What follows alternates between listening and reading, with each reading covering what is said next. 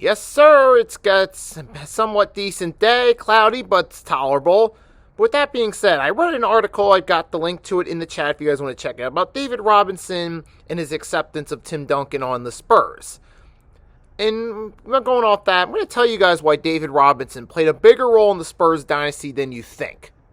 Fasten your seatbelts for the realest Eagles and Sixers YouTuber!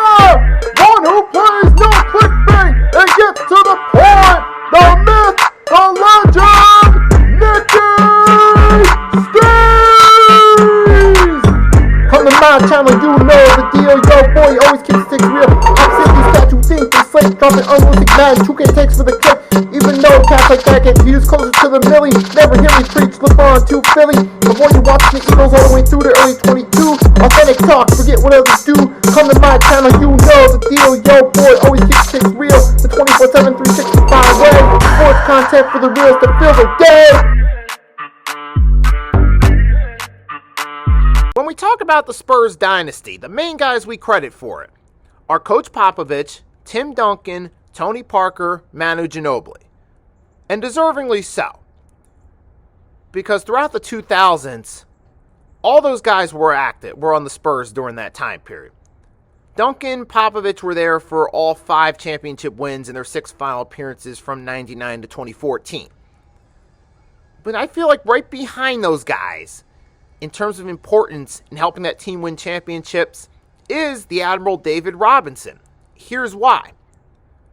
Because the one big take people have on it is that David Robinson was a great individual player who couldn't get it done in the clutch. He needed help. He was carried to 2 championships in the final stages of his career, being the 99 and then the 2003 championship when he retired afterward. And from that point of view, it's easy to say, yeah, I agree, he was carried. And that may be partially true, but here's the big thing about it. David Robinson was all about the team winning a championship. He took a step back. As a player, he accepted the fact that when Duncan came in, Duncan would eventually lead as the number 1, he'd be the number 2 guy. And the reason why is because he was more focused on winning that championship than he was, being the number 1 guy on the team. And that played a difference between David Robinson winning 2 chips in the later stages of his career and him being one of those all-time great players that didn't win a chip. Because when you think about it, you got a list of players that, from that 90s era, that Robinson played in that are considered those all-time greats that didn't win a championship. Such as Barkley, Stockton, Malone, Ewing. And then you get into the late 90s, the 2000s, Steve Nash, Allen Iverson. One of the main factors in David Robinson being able to win those 2 chips in his later years, despite not being the best player on those teams, was his willingness to be a team player for the sake of the team. Because you take Allen Iverson, for example. I do believe Allen Iverson wanted to win, but then you look at, he wasn't very good about, particularly, remember the later stage of his career with the Pistons when he was upset about coming off the bench? When the Pistons wanted Iverson to be a role player to help the team, he didn't take too kindly to it. He still wanted to be the lead guy. You look out, like, say, Patrick Ewing with the Knicks. He wanted to be the lead guy. Even Barkley, he wanted to be one of the lead guys on a team. And certainly understandable. I understand that. You want to be the lead guy on a team, so if your team wins championships, you can get the raise, it can elevate your legacy. And that's wonderful. That's something all players should want to do.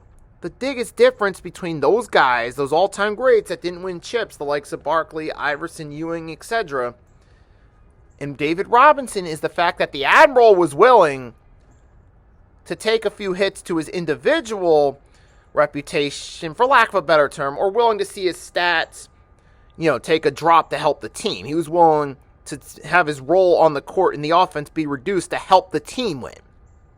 Because when Duncan came in, he took over as the number 1 guy. Especially when they won that first chip in 99. It became, Tim Duncan, David Robinson as he got to the 2000s. And Robinson was willing to accept that. He was willing to deal with the, you couldn't win without Duncan narrative. He didn't want to, he wanted to win a championship. He understood that winning a championship as a team is a lot more than an individual effort. If you're trying to be the lead guy in everything and win, you're really not going to win as much as you want to. So many players like Ewing, Malone, Stockton, Barkley, AI, like I just used the example with the Pistons. Those guys, of course they wanted to win. I'm not saying, I have no doubt about their desire to win. The only thing I doubt, or not doubt, the only red thing was when it came time, it came down to it, they always wanted to be the lead guy. If there was a chance for them to play with somebody else, like particularly, for like Barkley and those guys, where they could split ball time, the other person could take over as the lead scorer, those guys really weren't as committed to it. Whereas you look with David Robinson. If you look at his statistics, yes, his individual statistics declined as the Spurs dynasty started in the late 90s into the 2000s. By his final season, he was averaging under 10 a game. He was only averaging like a handful of assists and rebounds, yes. So statistically, he declined at the end, but it was sacrifice he was willing to make to help the team win championships. Because being a team player, remember, that's something he learned from his days at Navy. There's no I in team. And I feel for that reason right there, he played a bigger role in the dynasty itself. Now, where his role comes into play with the organization itself is he played a vital role in helping mold Tim Duncan as a player. Because this was a guy who was a former league MVP, former scoring champion, former defensive player of the year, multi-time All-Star. He would have been a Hall of Famer if he retired when Tim Duncan joined the team. So he had the credentials behind him. He used that knowledge he learned from his years throughout the game and passed it on to Tim Duncan to help mold him into a great player that would lead the Spurs for years to come, even after he retired.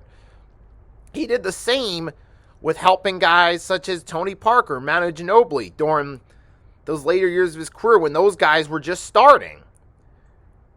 That's another key factor that he plays in the team, teaching these guys the fundamentals of teamwork, teaching these guys the ins and outs of the game. And it goes to show because once David Robinson retired, you had Tim Duncan, who learned from the guy. You had Tony Parker, Manu Ginobili, who learned a little bit from him, but also could learn from Tim Duncan, who was molded by, guess who? The Admiral David Robinson.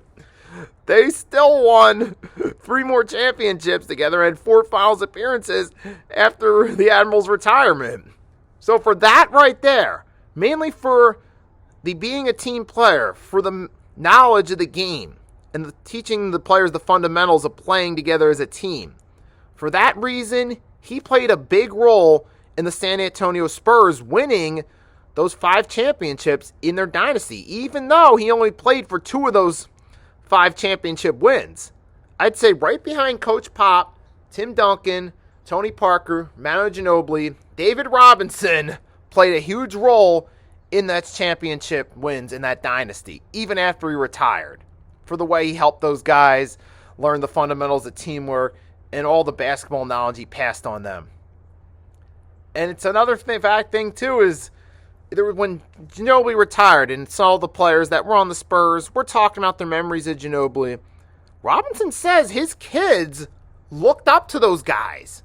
His kids, who are now grown adults, looked up to, Duncan, Parker, and Ginobili. So that right there, David Robinson, even though statistically as a player, it's all signs point to, he had to be carried to those championships. And you could say that's true from a certain point of view. However, he still played a great role in that Spurs dynasty. That's all I got to say for you guys. You guys want to comment, let me know what you think, or if you want to add anything to what I have to say, feel free to do so. Also, make sure to drop a like and subscribe to the channel if you haven't done so. So until next time, your boy Nicky Stees signing off. I'll catch you later.